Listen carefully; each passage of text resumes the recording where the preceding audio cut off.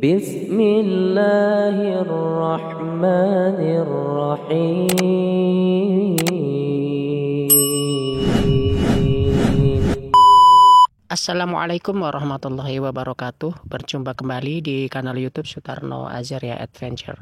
Alhamdulillah, di kesempatan sebelumnya telah kami angkat sebuah live TikTok yang membahas tentang apa dasarnya STT Nias ini melakukan hujatan, hinaan, dan memperolok-olok agama Islam, yang kami ambilkan dari kanal YouTube-nya Ar-Rahman Channel ARC. Akan tetapi jauh sebelum STT Nias ini menjadi viral, di salah satu kesempatan podcast kanal YouTube Kasih Solusi yang mendatangkan narasumber Kohdonditan pernah menyinggung tentang visi dan misi STT atau Sekolah Tinggi Teologi, yang di dalam mata kuliahnya tersebut ada mata pelajaran kuliah Islamologi. Baik, mari kita simak dari kanal YouTube Kasih Solusi. Barakallahu fikum. Wassalamualaikum warahmatullahi wabarakatuh. Dan juga nanti cerita dong, kan mereka-mereka kok kenapa berani banget ya? Berani apa? Gini, disclaimer. Gue udah ajarin sama Rasulullah SAW terkait kita nggak boleh memperolok Tuhan-Tuhan mereka. Ya. Betul? Menghina agama mereka nggak boleh. Nggak boleh. Betul. Kita betul-betul harus saling menghargai. Jadi disclaimer dulu nih. Ya. Nah, tapi ada mereka-mereka, kita sebut saja oknum, nggak semua orang-orang yang Nasrani, Yahudi gitu ya, yang berani banget tuh omongan-omongannya, menghina Islam terang-terangan, menghina Rasulullah SAW, bilangnya pedofil, menghina ini, ngajakin cara hubungan intimnya biologisnya tuh dengan kayak, maaf ya, dan seterusnya. Ini kan banyak banget nih. Udah masuk penjara tuh ngomong gitu. Lah yang masukin siapa? Ya, Allah yang masukin. Nah itu baca Ngomong tuh. dong, apakah Anda semua... Itu ada catatan kaki di sebuah ayat dalam Bible di 1 Yohanes 5 ayat 7. 1 Yohanes 5 ayat 7. Itu catatan kakinya ya. Catatan kakinya ya. Jadi ini Bible-nya yang studi Bible. Jadi sahih nih ya. Ya sahih lah, dari kalangan mereka sendiri. Oke. Coba bacain. Dia enteng banget ngomongnya. Gue dari tadi tuh tarik napas mulu. Kayak, loh, paham kita sama-sama sales dalam tanda kutip ya. Cuma cara Anda nih kan, tolong imbangi gaya main saya dulu. Deg-degan nih gue nih. Iya, oke. Yerusalem, 1 Yohanes 5, 7-8. Di dalam surga, di bumi, bagian ayat ini tidak terdapat dalam naskah-naskah Yunani. Yang paling tua dan tidak pula dalam terjemahan-terjemahan kuno, bahkan tidak dalam naskah-naskah paling baik dari Vulgata. Bagian ini kiranya aslinya sebuah catatan di pinggir halaman salah satu naskah terjemahan Latin yang kemudian disisipkan ke dalam naskah-naskah oleh penyalin dan akhirnya bahkan disisipkan ke dalam beberapa naskah Yunani. Karenanya bagian ini pasti tidak asli. Tidak asli apa? Palsu. Nah, lu yang ngomong bukan gua. Nggak, bukan. Tadi kan maksudnya itu. Lah, gua cuma nanya, tidak asli apa. Tak dulu. Ini jadi pelintir nih. Ntar gua bilang Injil palsu lagi nih. Lah tapi kan kita ada keterangan begini. Ini dari kalangan mereka sendiri loh. Ini bukan dari mana-mana selain dari Kristen sendiri loh. Ini ada pembuatnya kali, ada yang ngarang kali nih. Ini kan Android nih. Gue punya Bible-nya, fisiknya ada gue. Serius. Ada gue. Itu kalau gue dapat gue bawa kemana-mana tuh. Nah, apakah ini dimaksud dengan yang namanya... Nah. Ini gue nanya ya, jadi pelintir ya. Ya. Katanya perjanjian baru berarti bikinan manusia. Gue nanya kok. Perjanjian lama dan perjanjian baru buatan manusia. Tapi, tar dulu. Masih ada kebenarannya. Masih ada sisa-sisa kebenaran. Yang di perjanjian lama dan perjanjian baru masih ada sisa-sisa yang berkesesuaian dengan Quran. Ini gue berani ngomong nih. Yang mana? Nanti contoh misalnya. Ulangan 6 ayat 4. Shema Israel, Adonai Eloheinu, Adonai Ehad. Apa sih? Itu apa sih? Sama aja kita baca di surat Al-Ikhlas ayat pertama. Qul huwallahu ahad. Ya, Adonai Eloheinu, Adonai Ehad, Ehad. Qul huwallahu ahad. Ehad sama ahad itu sama. Ehad bahasa Ibrani, ahad bahasa Arab. Artinya Esa, Maha Esa. Itu sama. Pesan itu yang ditulis di dalam kitabnya orang Kristen, yang disebut sebagai 5 kitab Musa, itu yang diturunkan kepada Nabi Musa. Diulang di perjanjian baru oleh yang disebut dengan Yesus Kristus di Markus 12:29. Yesus ditanya sama ahli-ahli Farisi, hukum yang terutama itu apa? terutama loh ya, bukan makan babi, bukan sunat, bukan puasa. Hukum terutama apa? Sama, diulang di pesan yang diulangan ayat 4 itu sama disebut Yesus nih. Hukum terutama itu adalah apa? Ada apa? Shema Israel, Adonai Elohenu, Adonai Ehad, sama pesannya. Oke, itu yang disebut dengan sisa-sisa kebenaran yang masih ada kesesuaian dengan Quran gitu. Itu yang gue berani bilang. Oh, sebentar. Nah. Apakah ini nyambung sama dalil yang Islam terbagi menjadi 73 golongan, 72-nya tempatnya bukan di surga, satunya selamat gitu. Kayaknya masih jauh ke situ. Nasrani 72, ya kan, 71-nya sesat, satunya selamat.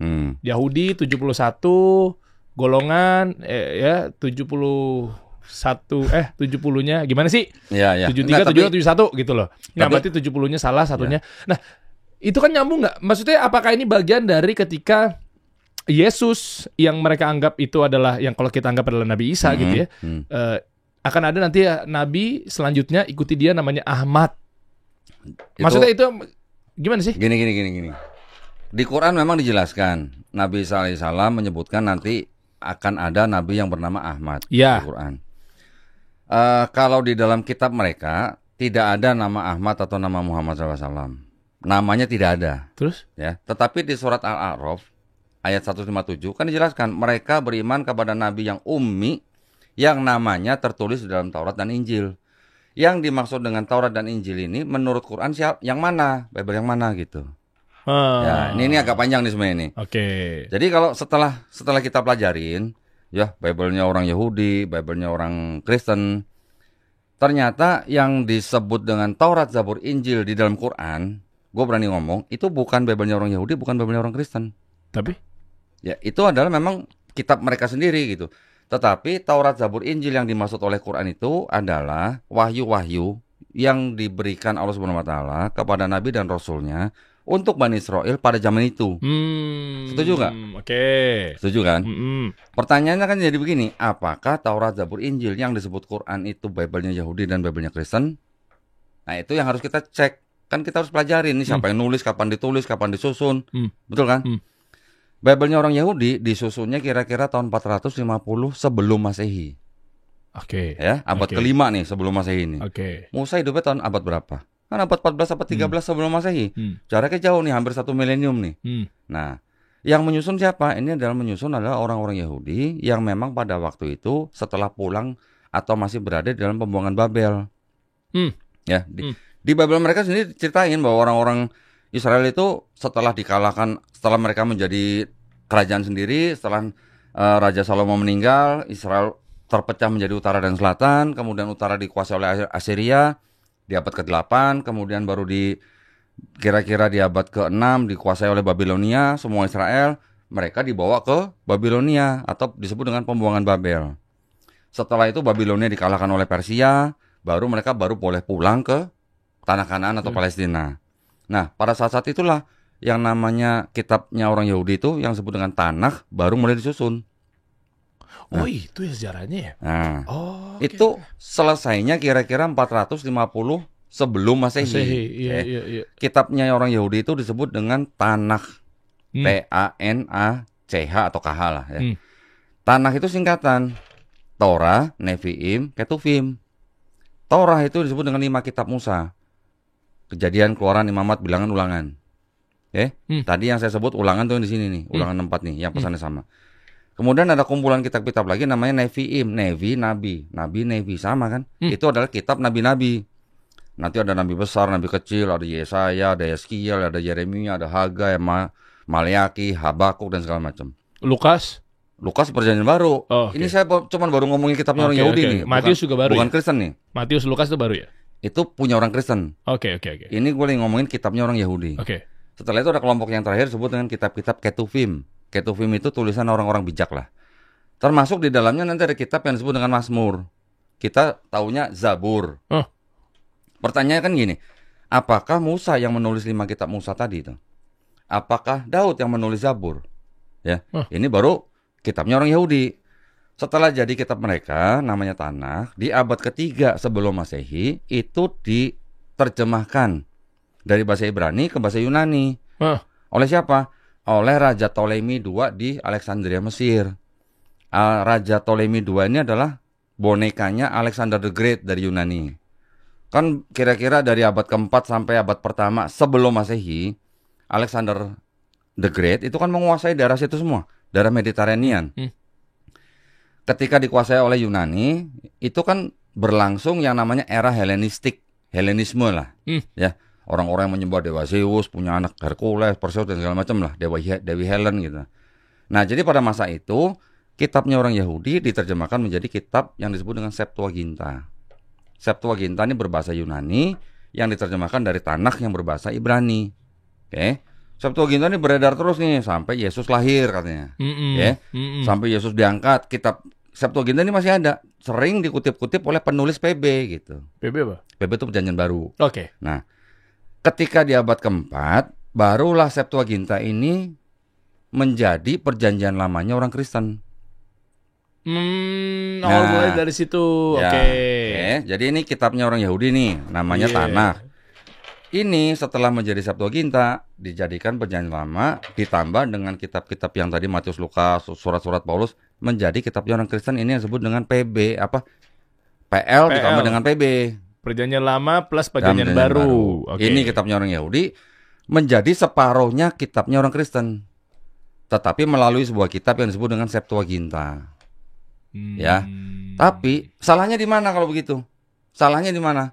Salahnya yang di Septuaginta itu sudah diresensi terjemahannya. Sehingga seolah-olah berbicara tentang Yesus di PB. Oh, paham. Nah, sedangkan kitabnya orang Yahudi yang Tanakh tadi, kalau ditanya, ada nggak nubuat buat Yesus di Perjanjian Baru? Orang Yahudi yang punya kitab ini bilang, nggak ada, nihil. Gitu. Nihil. Makanya tadi jawabannya tidak ada. Tidak ada. Pasti tidak ada gitu ya. Kita harus jujur juga lah ya. Kita orang Islam, ngapain sih ngomongin begini gitu? Karena nanti kalau yang Yahudi tidak ada misi Yahudi Yahudinisasi gitu, nggak ada. Tapi kalau Kristen ada yang namanya misi Kristenisasi. Itu yang sering mereka lakukan. Karena di dalam kitabnya mereka di Perjanjian Baru ada perintah begini. Karena itu pergilah, jadikanlah semua bangsa muridku. Baptislah mereka dalam nama Bapa dan Putra dan Roh Kudus. Ada perintah begitu. Itu yang disebut dengan amanat agung. Walaupun itu ayat juga sisipan di abad kedua. Gila, Anda berani banget ya. Gue bisa buktiin. Mana? Buktiin dong. Ada di studio gua loh. Oh iya. Kalau ada yang mau minta buktinya nanti gue tinggal tunjukin. Banyak itu. Atau mau beberapa note lah ya, beberapa footnote kita lah ya. Kita pakai data nih kok. Ya kan, ini insya Allah nih channel bergengsi gitu. Kalau ntar disusup-susupin sama katanya, nggak ada datanya yang duduk dikasih solusi, kenal lagi gue. Asik. Jadi makanya maaf nih, yang di Nasrani maksud Anda tadi katakan bahwa ada misionaris di situ. Pengen gimana caranya orang jadi berbondong-bondong murtad. Nantilah itu Ini saya nanya, maksudnya. Nanti gue jelasin. Levelnya kegiatan misionaris itu seperti apa nanti gue jelasin. Aduh, aku makin takut nih, baru awal nih. Tapi itu lengkap banget ya datanya. Ini beberapa catatan kaki yang mengomentari Matius 28:19 tadi tuh, perintah amanat agung. Ini apa nih? Ini dari mana nih? Ini footnote dan bukunya ada gitu. Ini semua footnote yang mengomentari Matius 28:19. Matthew tuh Matius ya. Matthew ya. Katolik Ensiklopedia 2. Bahkan Britannica Encyclopedia aja berani ngomong. Yang mana nih yang harus yang kuning? Yang kuning. Ya boleh bacain aja yang Katolik. Oke, the baptism formula was changed from the name of Jesus Christ to the words Father, Son, and Holy Spirit by the Catholic.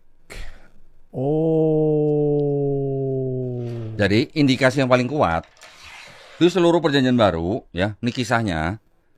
Murid-murid Yesus nggak ada yang membaptis orang dalam nama Bapa dan Putra dan Roh Kudus. Semuanya membaptis hanya dalam nama Yesus. Tiba-tiba formula itu berubah menjadi dalam nama Bapa dan Putra dan Roh Kudus. Kenapa jadi tiba-tiba begitu? Ya ini ada perubahan yang dilakukan oleh Katolik, gereja Katolik di abad kedua. Betul, maksud gue kenapa ada tiba-tiba kayak ada perubahan gitu. Sementara kan ini jujur aja nih, Al-Quran dari zaman Rasulullah SAW gitu kan, menerima wahyu, Iqra dari malaikat Jibril ya, ketika di Gua Hiro, sampai sekarang nggak akan pernah berubah gitu loh. Karena ayat-ayat di dalam PB itu bukan seperti modelnya orang-orang yang mendengar langsung dari narasumber. Ya. Ya karena memang wahyu, masa narasumber. Gini maksud saya. Iya kan? Nabi Muhammad SAW menerima wahyu. Iya. Ya kan? Dari Allah SWT melalui malaikat Jibril alaihissalam. Betul. Nabi membacakan di depan sahabatnya. Sahabat menulis. Iya. Ya kan? Karena kan Rasulullah SAW nggak pandai untuk membaca, baca tulis ya. gitu kan. Jadi yang menulis kan sahabat-sahabat di depan Nabi. Iya. Mereka setelah menulis mereka baca. Benar nggak bacanya? Kalau ada yang salah dibetulin dong. Sudah betul baru disimpan. Baru nanti ketika Nabi wafat baru dikodifikasi. Tapi kalau PB, itu orang-orang yang menulis bukan orang-orang yang saksi mata langsung. Bukan orang-orang yang mengenal saksi mata langsung. Ibaratnya orang yang nggak pernah ketemu Yesus, orang yang nggak pernah, ibaratnya orang nggak pernah ngopi bareng Yesus lah gitu. Betul. Ini yang ngomong dari kalangan Kristen loh, bukan saya loh. Iya. Betul. Ya, ibaratnya begitu. Jadi orang yang menulis di PB itu, 4 gospel terutama nih, itu bukan orang-orang yang kenal langsung dengan Yesus. Bukan orang yang kenal dengan, yang mengenal Yesus langsung, itu bukan. Tapi kenapa akhirnya penyerangan terjadi, fitnah terjadi, dan seterusnya itu digorengnya bahwa katanya Rasulullah SAW ini Muhammad ini penipu, Muhammad ini pengarang. Jadi Al-Quran itu adalah karangannya Muhammad. Iya kan?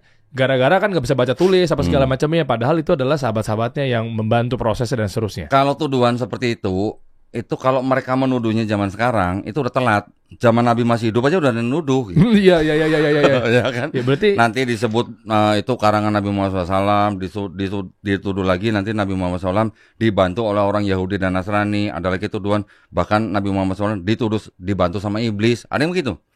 Nanti dituduh lagi Nabi Muhammad SAW dibantu oleh Warokah.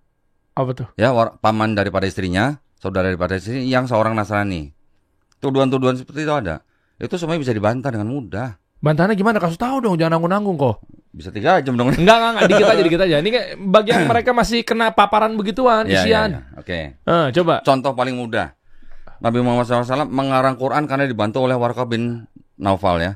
Disebutkan apa? Kita bisa membaca hadis nih, bahwa Warqah bin Naufal ini ketemu Nabi cuma 2 kali. Pertama ketika Nabi tidak lama menerima wahyu. Kedua bertemu di depan Ka'bah. Setelah itu Warqah meninggal. Paling jaraknya ketemu tuh berapa tahun sih? Paling cuma 2-3 tahun maksimal. Nah sedangkan Quran diturunkan berapa tahun? Kan kurang lebih 23 tahun. Bagaimana ceritanya Nabi bisa diajarin sama Warqah? Itu paling simpel. Betul. Dapat cakep nih. Sekarang kalau Nabi dibilang Nabi yang mengarang, lah kok Nabi sendiri ditegur? Kan banyak, ada teguran buat Nabi juga. Ketika Nabi lagi bermajelis, ada orang minta-minta muka Nabi masem, ditegur sama Allah SWT. Masa ngarang sendiri, negur diri sendiri? Gitu ya, maksudnya. Kan banyak yang seperti itu. Terus nanti ada lagi, katanya dibantu sama iblis. Gimana cerita dibantu sama iblis? Kita mau baca Quran aja kita diajarin suruh mengucap auzubillahi minasyaitonir rajim. Iya kan? Nggak logis gitu loh maksudnya tuduhan seperti itu. Iya, bahkan ada ayat kursi itu buat mengusir setan dan seterusnya gitu ya. Gimana ceritanya gitu loh. Nanti ada lagi tuduhan Nabi Muhammad SAW mengarang Quran dibantu oleh orang-orang Yahudi dan Nasrani. Lah malah Quran yang mengkritik mereka. Ya kan? Ada kelompok Yahudi yang dikritik bahkan dilaknat, ada juga yang dipuji. Nasrani juga begitu, ada yang dikritik, ada yang dipuji. Cerita Firaun aja banyak di Quran. Nah itu dia makanya. Iya kan, padahal tuh zaman Nabi Musa masuk juga paling banyak disebut juga kisah Nabi Musa di Quran. Terus yang paling penting lagi, bagaimana ceritanya seorang nabi yang tidak pandai baca tulis bisa ngomongin gunung itu pasak, laut itu nggak bersatu, di dalam laut itu ada api, air di dalam laut itu bisa dipisahin, ada yang tawar, ada yang asin, bintang tuh ada yang mengetuk, Big Bang teorinya dari Quran. Big Bang baru ketemuin kapan? Paling baru 50 tahun yang lalu. Iya kan? Ya anak baru kemarin sore. Nah, di Quran udah disebutin. Pada mulanya kami jadikan langit dan bumi itu satu, kemudian kami pisahkan keduanya. Dari mana? Hei, seilmiah ini. Yuk, bisa yuk login yuk. Anda jangan tutup mata dong. Apakah karena ya istilahnya orang cuma perlu menggunakan akalnya doang, Bang Dery. Yuk bisa yuk. Ya ini terutama buat kawan-kawan yang nggak tahu lah misionaris atau apalah ya. Tapi kenapa mereka berani ya? Menghina-hina, mereka yakin bahwa ini justru menanya nih. Kita ingat disclaimer ya, nggak boleh kita menghina-hina agamanya. Bukan itunya, tapi kayak gaya mainnya kan kok kayak nggak takut di labeli tentang penistaan agama gitu loh. Ya. Kenapa kok ya? Kadang-kadang orang berani ngomong begitu kan karena mereka tahu bahwa mungkin dia ngomongnya di luar negeri, di negara yang tidak ada perjanjian ekstradisi sama Indonesia. Oh, nggak bisa main asal tangkap? Nggak bisa. Main kita minta tolong polisi sono atau Interpol untuk nangkep nggak bisa kalau tidak ada perjanjian ekstradisi. Kalau ada perjanjian ekstradisi gampang, kita tinggal red notice, tangkap di sono, bawa sini gitu. Mereka orang-orang yang ngomong begitu mereka tahu Indonesia dan negara tempat dia berada tidak ada perjanjian ekstradisi. Maksudnya Anda akan bilang bahwa Indonesia sama Amerika itu ada kerjasama? Tidak ada. Oh, justru tidak ada kerjasama. Justru tidak ada. Makanya kaburnya ke Amerika. Iya. Maksud Anda begitu? Iya, gitu. Siapa yang ada di Amerika sekarang? Ya orang-orang di Amerika tuh orang-orang yang sudah ada beberapa yang sudah kita buatkan LP di Polda. Hah? Udah. Jadi maksudnya begitu orang-orang di Amerika balik ke Indonesia langsung diciduk? Langsung. Kita jemput nanti di bandara. Hah? Iya. Mereka bisa masuk karena mereka dijatuhkan sebagai penistaan agama? Langsung kena. LP kita udah diterima kok di Polda. Laporan kita sudah diterima. Ya tinggal nunggu bagaimana orang itu bisa ditangkap gitu aja. Oh, berarti Polda, MUI juga sekalipun kooperatif. Sudah. Oh, MUI apalagi dukung kita. Nah, tapi gini. Kita ini kan juga sesama umat beragama, sesama anak bangsa. Itu kan tetap harus menjaga persatuan negara, kesatuan Republik Indonesia ya. Saya juga mau bikin disclaimer nih, tadi belum tanyain gua. Kenapa gua mengaji begini-beginian? Mengkaji ya hal-hal seperti ini. Ini yang disebut dengan ilmu kristologi. Oke. Kenapa gua harus mengkaji ilmu kristologi dan gua bisa share kepada teman-teman yang muslim maupun yang belum muslim. Nah itu makanya kenapa dan seberani itu backupnya siapa? Gue sebutnya belum muslim.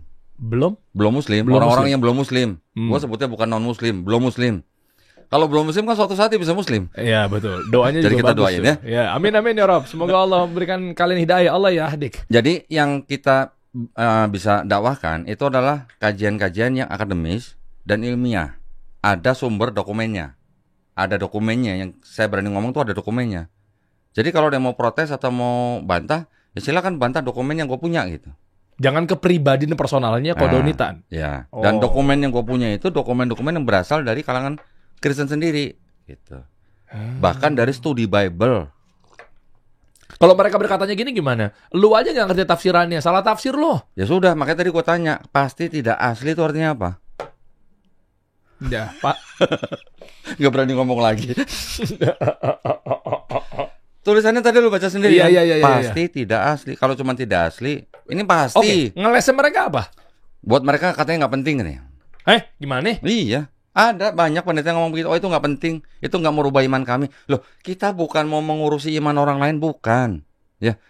Negara Republik Indonesia itu menjamin setiap warga negara untuk memilih dan menjalankan agama dan kepercayaannya masing-masing. Undang-Undang Dasar 1945 pasal 29 ayat 2. Artinya boleh kon dia Muslim, dia Kristen, dia Katolik boleh. Kan di Indonesia diakui 6 agama.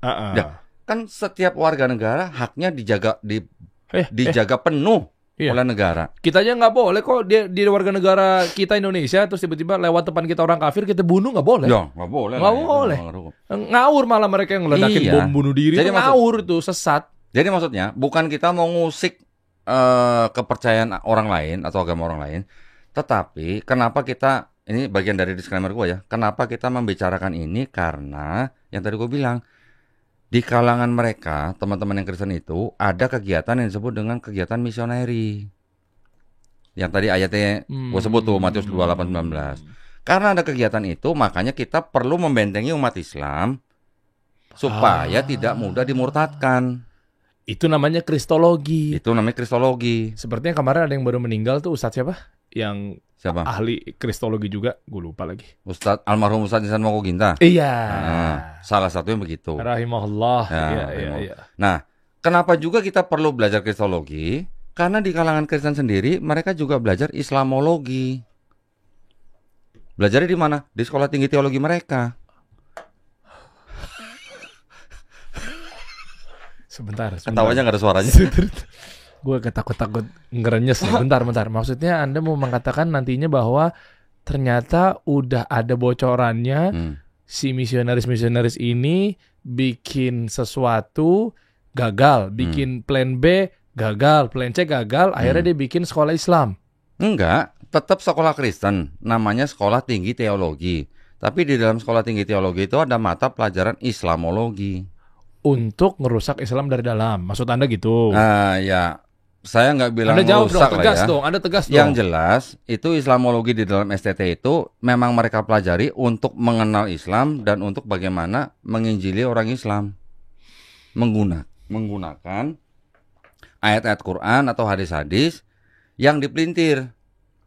Seperti tadi ngomong Nabi Muhammad SAW disebut pedofil. Salah satunya itu. Mereka belajar. Dari mana saya tahu begini? Dari orang-orang lulusan STT itu yang sudah masuk Islam. Oh, alhamdulillah, bagus punya mata-mata. Udah keluar dari STT, udah masuk Islam, ngomong depan gua. Lu ada ijazahnya nggak? Ada. Kasih lihat ke gua foto. Jadi gua udah tahu STT mana yang mengajarkan begitu. Gitu. Di mana tuh kok? Kotanya aja ya. Iya. Malang. Mungkin tidak semua STT mengajarkan hal yang sama, tetapi banyak STT yang punya pelajaran Islamologi. Selain Malang? Kan kota kok. Iya. Buat mereka antisipasi. Pekanbaru ada. Malang, Pekanbaru. Terus? Ya, banyak lah mungkin di kota-kota besar. Tetapi ini gue mau masuk ke dalam misi. Oke. Ya, misi mereka. Misi ini mereka sebut dengan kontekstualisasi C1 sampai C6. Apaan sih itu? Apa sih? Rumus kimia. Apa sih itu? Nah, judulnya kan kontekstualisasi ya. Iya. Jadi kontekstualisasi itu begini. C1 sebuah negara mengirimkan misionarinya ke sebuah daerah yang remote area itu, bisa terpencil gitu, membangun gereja tapi masih menggunakan bahasa asal. Ini misionaris level rendah nih. Paling rendah ini. Paling rendah ini. Aku takut nih. Jadi yang pertama ulang lagi kok. Bahaya nih. Bahaya banget. Gua aja diserang dari Islam sendiri kadang, ini udah lintas agama lagi. Lintas negara lagi. Iya. Yang pertama gimana misionaris level rendah nih? C1. Yang ditugaskan C1 nih. Ya, jadi ditugaskan untuk membuka sebuah gereja di sebuah daerah, tapi masih menggunakan bahasa asal. Jadi kalau misalnya gue negara Belanda, gue mengirim misioneri, buka gereja suatu daerah, tapi kebaktiannya masih pakai bahasa Belanda. Contoh? Ya contoh mereka buka gereja, kebaktiannya masih pakai bahasa Belanda. Bahasa Belanda aja? Overdome misalnya, gitu ya. Ya, God verdom saya. Rudy Wawor kali ya. C2, mereka sudah nggak pakai bahasa asal, mereka pakai bahasa lokal.